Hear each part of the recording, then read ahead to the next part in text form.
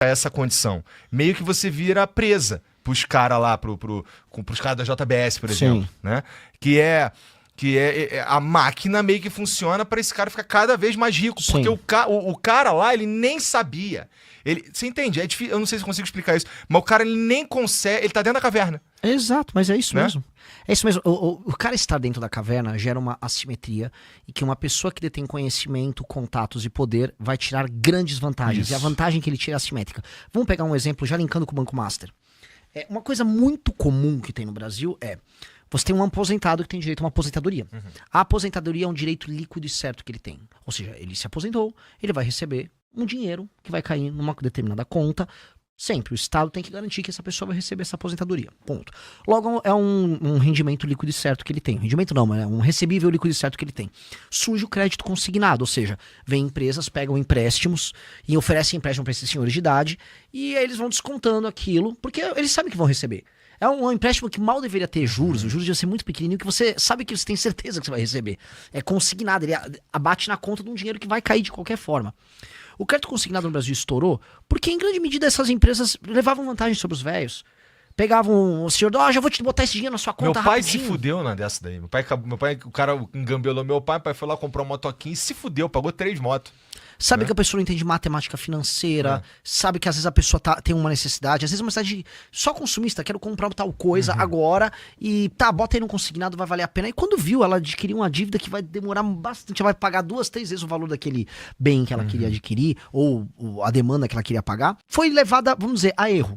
Essa é a verdade. Só que nós temos um mercado multibilionário de levar os outros a erro, entendendo que tem uma simetria de conhecimento. Essa pessoa mais idosa, que nem sabe mexer com celular, que né, mal e mal entende um pouco de matemática, essa pessoa é levada a erro numa conta que ela nem olha, são aqueles detalhes pequenininhos de um contrato, aquilo é feito rapidamente, e aí empresas ficaram multibilionárias fazendo isso. Eu citei o Banco Master porque o começo do Banco Master é um golpe que foi aplicado lá na Bahia, que chama Cred Sexta, e chama Cred Sexta. Tá. O Cred Sexta era uma operação fraudulenta que envolvia esses descontos em conta bancária de funcionários, primeiro lá na Bahia, de funcionários públicos, ou seja, eles tinham direito quase líquido certo ali, porque alguns não é tão garantido quanto uma aposentadoria, mas eles tinham ali um recebível e aí tinha descontos indevidos, tinham malandragens. Inclusive o escândalo do INSS, que também tem a ver com isso, era sobre você levar a erro ou fazer as pessoas nem percebiam, já estavam tendo os descontos na conta delas, e aí essas empresas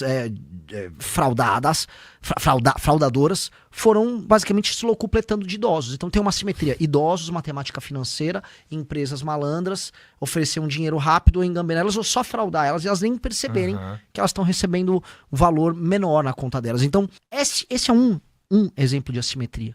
Então, as assimetrias de conhecimento, que assim, as pessoas... Você tem um país que tem poucas pessoas com conhecimento, com muitos contatos, com muito dinheiro, mal intencionadas, misturado com uma base da população muito humilde, sem uma educação própria, sem educação financeira, assim, nem de longe tem educação financeira. Isso gera, vamos dizer, muitos estímulos para que um grupo de pessoas leve vantagem sobre outras.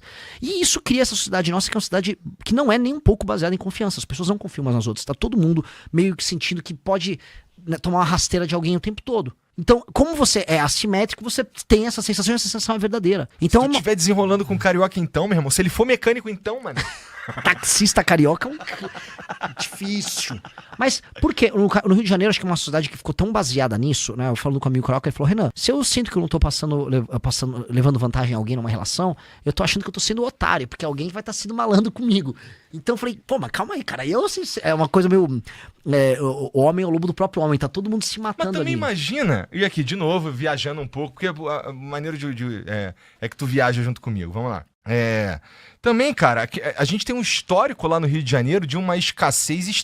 O Rio de Janeiro já foi capital, todo mundo ia pra lá. Então o Rio de Janeiro, ele tem essa simetria que tu falou. Acho que no Rio tu vai no Leblon, anda um pouquinho, tu tá ali na Rocinha e né?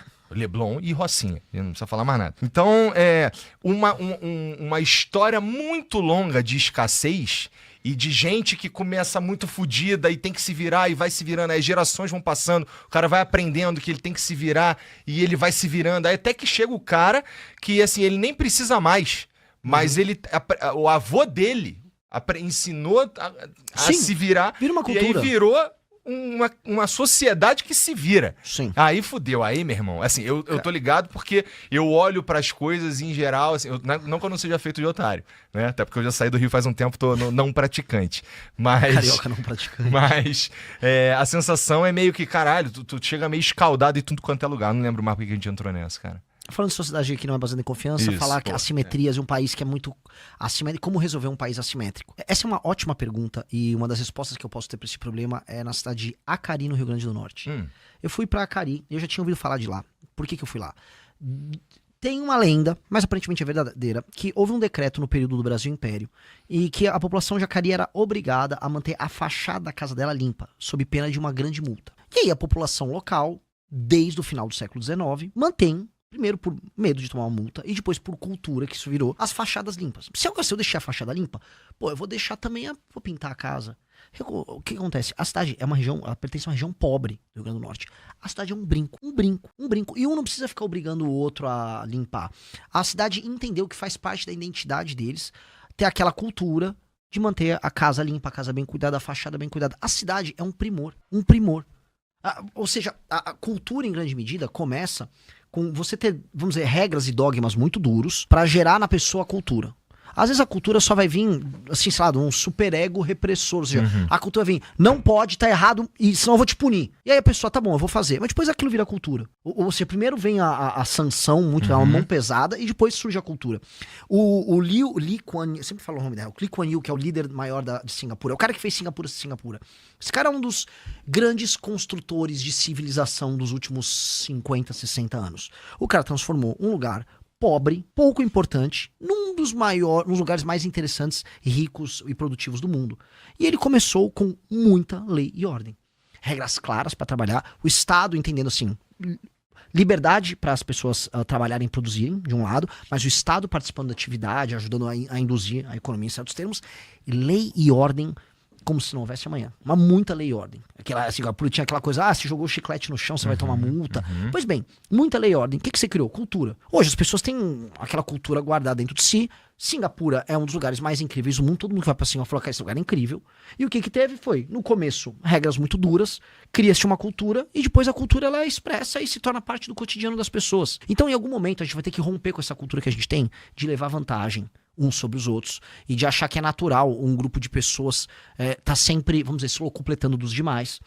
E eu acho que isso tem que vir através de regras muito duras. Fudeu, então, porque a gente vive a sociedade ocidental, diria, de uma forma geral, a gente tá acostumado, a gente tá indo para outro lado. A gente chegou atrasado no bonde da lei e da ordem, e agora, assim, o tempo humano, assim, o mundo, ele tá em outra vibe. Agora a gente tá falando sei lá, legalização da maconha. Agora a gente tá falando de, sei lá, casamento gay. Estamos falando de umas outras coisas que vão pra...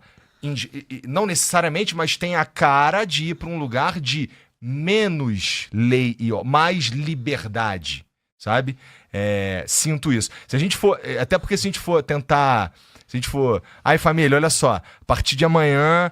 Ninguém pode mais jogar bituca de cigarro na rua, soltar lixo, caralho, porque se tiver, vai dar merda. Eu acho que a gente surta. Que nem. Você acha? Deixa eu te perguntar um bagulho. Você posso jogar uma pimenta? Vai. As pessoas não andavam com cinto de segurança até os anos 90 no Brasil. Você vai lembrar, você tem mais ou menos a minha idade. Até 92, por aí, ninguém andava com cinto de segurança. Passaram assim, para usar a porra do cinto de segurança. E aí começaram a multar. E as pessoas começaram a usar e hoje usam cinto de segurança até no banco de trás. Cigarro, passaram uma lei. Foi uma lei federal, mas... É verdade. É proibido fumar cigarro na balada. É proibido fumar, vai multar. Cara, no começo quiseram brigar, depois ficou todo mundo com medo. E a real é que ninguém mais fuma em espaço fechado. Então, de fato, verdade. Você consegue ter leis que alteram isso. E outra coisa, os ganhos que você tem em termos... Mas é que os nossos problemas são tão fundamentais. São fundamentais, mas o que eu quero dizer é, você conseguiu gerar hábitos. Então, verdade. A lei gerou o hábito do cinto de segurança. A lei gerou o hábito do cigarro. A lei não pode gerar um hábito, por exemplo, de... Vamos dizer, eu quero viver numa cidade que não tenha pichação. Cara, tem que ter punições muito claras pra quem picha. Você destrói a experiência urbana de qualquer um. A pessoa volta cansada pra cá. Eu fui muito a favor daquela lei cidade limpa pra acabar com o outdoor. Você fica moído mentalmente com a quantidade de informação. Você tá tomando porrada de informação.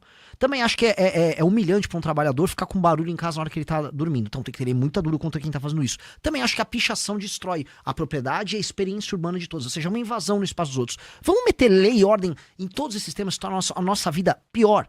Porque, assim, as nossas cidades no Brasil são muito feias. Quem tá nos assistindo agora sabe, a sua cidade, ela é feia.